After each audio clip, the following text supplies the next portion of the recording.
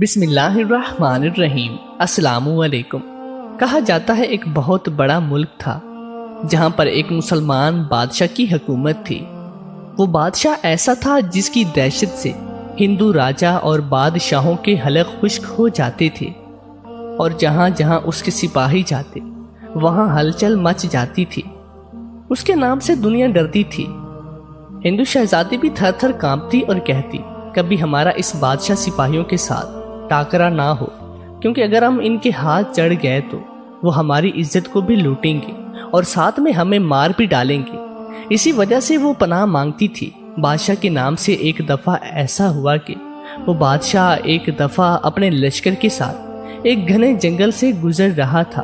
وہ جنگل بھی ایسا تھا جہاں پر کبھی کوئی انسان جاتا ہی نہیں تھا، یعنی کسی بہادر سے بہادر نوجوان کی ہمت نہیں ہوتی تھی کہ وہ اس جنگل میں جائے، کیونکہ وہاں پر کہا جاتا ہے کہ وہاں پر درندے اور سانپ ہیں۔ لیکن وہ بادشاہ جب مجبوری کے تحت اس جنگل سے گزر رہا تھا تو اچانک جنگل کے راستے سے بھٹک گیا اور اپنے سپاہیوں سے وہ دور ہو گیا۔ وہ بادشاہ جنگل میں راستہ ڈھونڈنے میں مصروف تھا اور ادھر ادھر دیکھتا جا رہا تھا، سوچ رہا تھا کہ اللہ تعالیٰ نے یہ جنگل کتنا خطرناک بنایا ہے، یہاں پر کسی انسان کی ہمت نہیں ہوگی کہ وہ یہاں پر آئے۔ بادشاہ ابھی ادھر ادھر دیکھ رہا تھا تو اچانک اس کی نظر ایک شہزادی پر پڑی جو شکار پر آئی تھی۔ حیران تھا، یہاں پر تو کبھی کوئی مرد نوجوان نہیں آ سکتا، یہ عورت یہاں کیسے آ گئی؟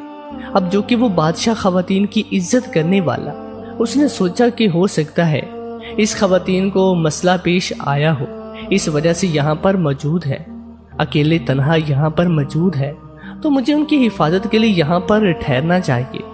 وہ بادشاہ ایک درخت کے پیچھے چھپ گیا اور دیکھنے لگا کہ ایک شہزادے اور ایک غلام شکار کے لیے آئی ہوئی ہے۔ یہاں پر تو سانپ اور درندوں کی بہت زیادہ تعداد ہے، یہاں پر کیا کریں گی؟ اور تالاب میں پاؤں ڈوبے ہوئے مزے سے گنگنا رہی تھی۔ اب وہ اس بات کی سوچ ہی کر رہا تھا، تب اسے ایک بہت بڑا سانپ شہزادی کی طرف جاتا ہوا نظر آیا۔ وہ سانپ آہستہ آہستہ شہزادی اور اس کی کنیز کے پاس جا رہا تھا۔ بادشاہ کھڑا یہ سب کچھ دیکھ رہا تھا۔ شہزادی کو ابھی تک خبر نہیں ہوئی تھی کہ اس کے پیچھے بہت بڑا سانپ آ رہا ہے، بلکہ وہ تو مگن تھی اور ہنستی مسکراتی جا رہی تھی۔ اسی وقت سانپ نے حملہ کیا اور اس کی کنیز کو اپنے اندر نگل لیا۔ سلطان یہ سارا منظر دیکھ رہا تھا۔ اس سے پہلے کہ وہ کنیز کو نگلنے کے بعد شہزادی کے پاس جاتا، سلطان نے تیر چلا دیا اور وہ اس کے حلق سے آر پار ہو گیا۔ وہ زہریلا سانپ شہزادی کی کنیز کو تو کھا چکا تھا، لیکن شہزادی بچ گئی۔ سلطان نے قریب آ کر 3-4 تیر سانپ کے منہ پر مارے، جس سے وہ ڈھیر ہو گیا، لیکن افسوس کہ وہ اس کنیز کو بچا نہ سکا۔ شہزادی اپنی پیاری سی کنیز کو مرتا ہوا دیکھ سکتی تھی، لیکن اسے بچا نہیں سکتی تھی، وہ خود بچ گئی تھی۔ وہ مرے ہوئے سانپ کی طرف دیکھ ہی رہی تھی اور کہہ رہی تھی کاش کہ میری سہیلی بھی بچ جاتی۔ پھر اس کی نظر سلطان پر پڑی جو کافی دیر سے سانپ کو مار رہا تھا۔ شہزادی نے جب دیکھا تو کہنے لگتی ہے کہ بادشاہ اس ٹائم یہاں نہیں تھا، وہ اس ٹائم سپاہی والے لباس میں تھا۔ پھر اس نے کہا بہت بہت شکریہ، آپ نے میری جان بچائی، ویسے آپ ہماری فوج کے سپاہی نہیں لگتے، کہاں سے تعلق ہے آپ کا؟ وہ شاید نہیں جانتی تھی کہ اس ملک کے بادشاہ اس کے سامنے کھڑے ہیں جن کا نام سے ہندو راجہ کامتے تھے۔ اس نے کہا جی ہاں، میں کسی دوسری فوج کا سپاہی ہوں، میں یہاں شکار پر آیا تھا تو میں نے آپ لوگوں کو دیکھا، سانپ آپ لوگوں پر حملہ کر رہا تھا، میں آپ کو بچانے لگا تو میں آپ کو بچانے میں ناکام رہا اور آپ کی کنیز کو سانپ نگل گیا اور بس یہ حادثہ ہو گیا۔ چلے میں آپ کو کسی مقام پر پہنچا دوں کیونکہ آپ تنہا ہیں۔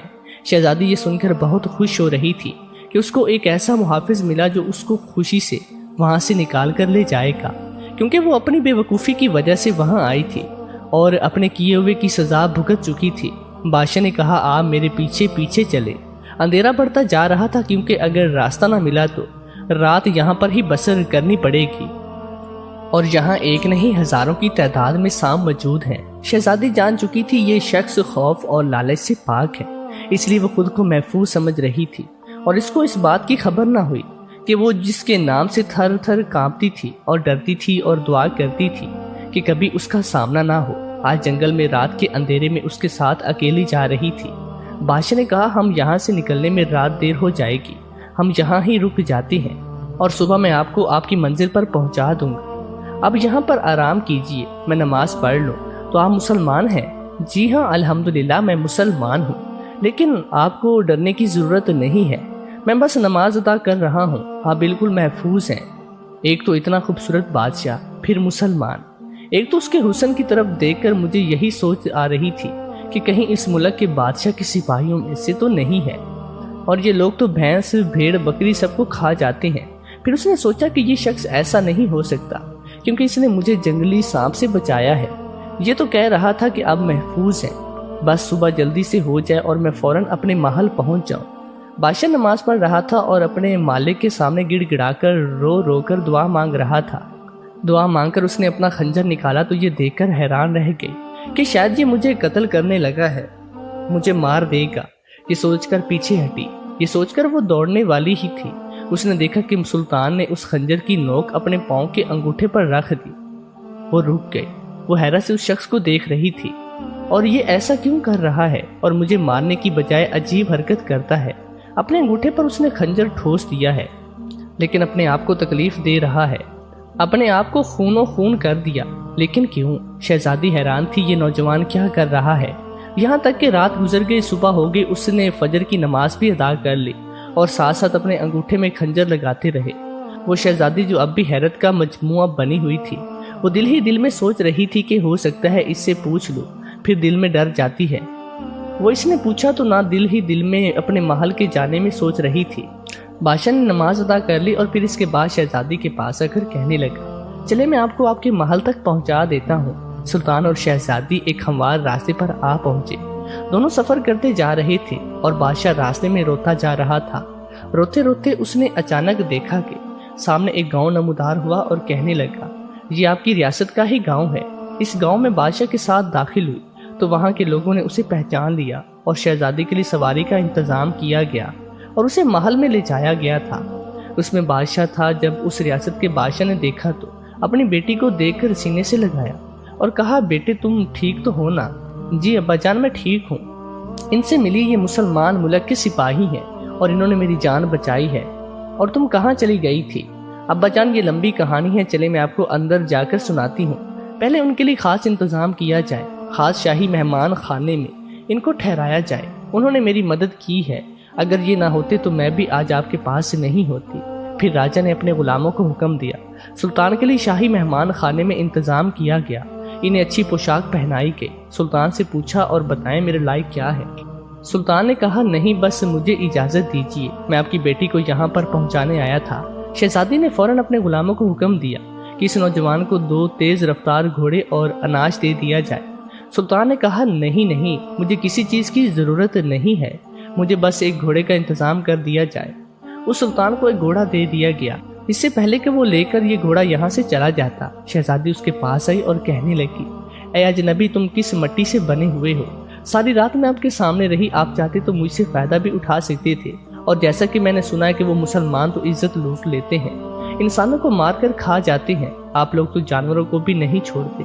میں تو یہی سمجھ رہی تھی کہ ایک مسلمان میرے سامنے ہے اور یہ جو عبادت کر رہا ہے، اس کے بعد مجھے بھیٹ چڑھا دے گا اور اپنے خدا کو خوش کرنے کے لیے میری قربانی دے گا، اور جس طرح تو نے خنجر نکالا اور میری گردن پر چلانے کی بجائے اپنے آپ کو زخمی کر دیا، اور یہ نہیں بلکہ پوری رات اپنے انگوٹھے کو زخم دیتے رہے، بس زخم ہی دیتے رہے، میری طرف کوئی توجہ نہ دی، آخر اس کے پیچھے کیا کہانی ہے؟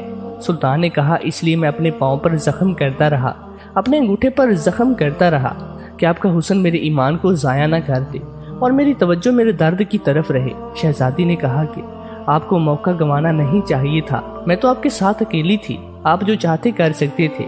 سلطان نے کہا، نہیں میں مسلمان ہوں، میں نے کلمہ پڑھا ہے نبی کریم صلی اللہ علیہ وآلہ وسلم کا، میں نے تیرے جسم کو نہیں دیکھا بلکہ میں اپنے ایمان کو دیکھتا رہا ہوں، اپنے ایمان کو بچاتا رہا ہوں، اگر میں تیرے جسم کی طرف دیکھ لیتا تو قیامت کے دن اپنے نبی کریم صلی اللہ علیہ وآلہ وسلم کا سامنا کیسے کرنا تھا۔